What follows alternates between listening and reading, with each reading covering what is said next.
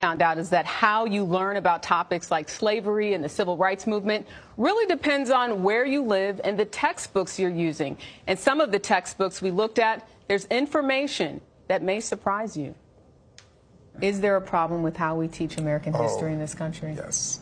Renowned scholar Dr. Ibram X. Kendi can't believe what students are learning about America's past. Reviewing these texts closely, now I can see why so many students get to college and they're like, why didn't we learn this in high school? Because it isn't in these texts. We asked Kendi, a CBS News contributor, to take a look at 4 textbooks used in public school classrooms.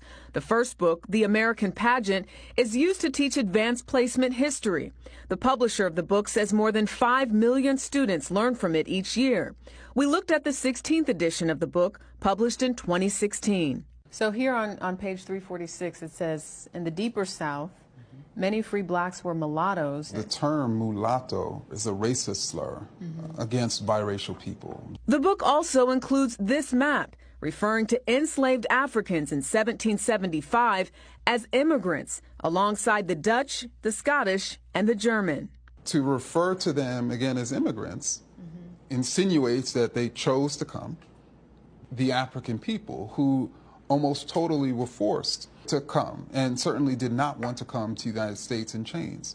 Just to see if things have changed, we looked at the latest edition of the book published this year.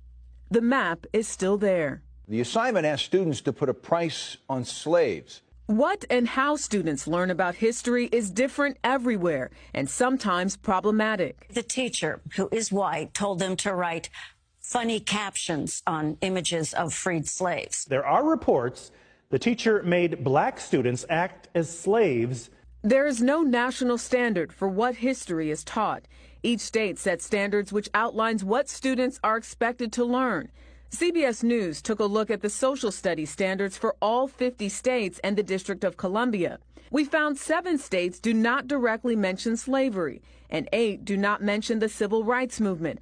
Only 2 states mention white supremacy, and 16 list states' rights as a cause of the Civil War, which Kendi says is a problem. This was the term that the Confederate states, that later segregationists and even some slaveholders utilized to hide that they were really fighting for the rights of slaveholders. Kevin Ellis is the chair of the Texas State Board of Education. About 10% of the nation's students attend a Texas public school. In 2018, the state changed its standards to teach slavery as the central cause of the Civil War, but it still mentions states' rights. Should states' rights even be taught at all? So I think even when you look at states' rights, it focused around slavery. And so what we're doing now is just being clear that those states' rights that the South was fighting over was states' rights for them to have slavery. Kendi also took a look at this textbook, Texas History, which is adopted by the state to teach middle school social studies. It covers topics including slavery and the Civil War. This is a picture, and the caption says, "Some U.S. settlers brought slaves to Texas to help work the fields and do chores." And, I don't think we should describe slave labor as chores. A few pages later, Kendi pointed out this image. The caption for this picture says, "What characteristics of slave life does this image show?"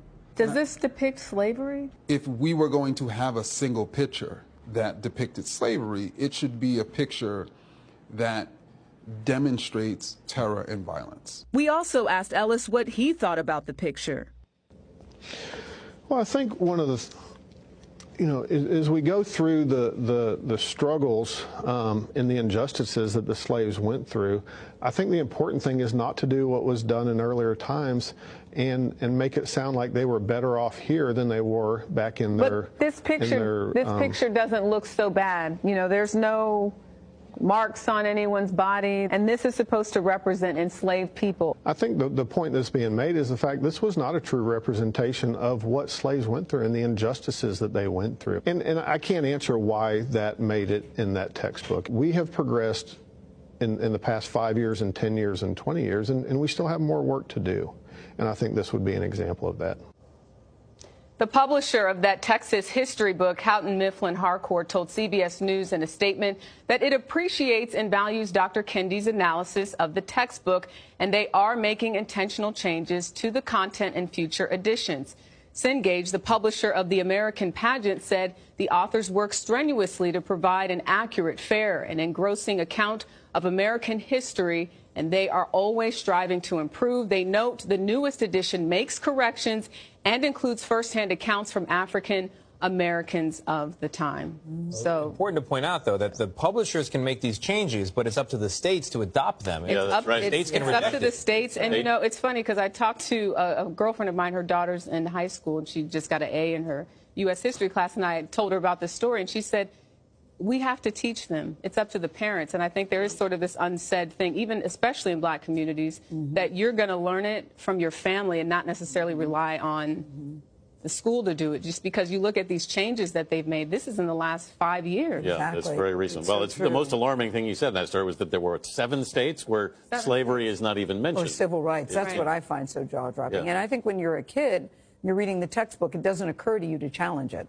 Right. You need a story like this to let you know. Yes. And it's also unfortunate, I think, many times in the black community, not really knowing our history. Right. I think that is a problem. Well, That if is the a schools problem. aren't teaching it, sometimes it's hard to know it. It's very, very difficult.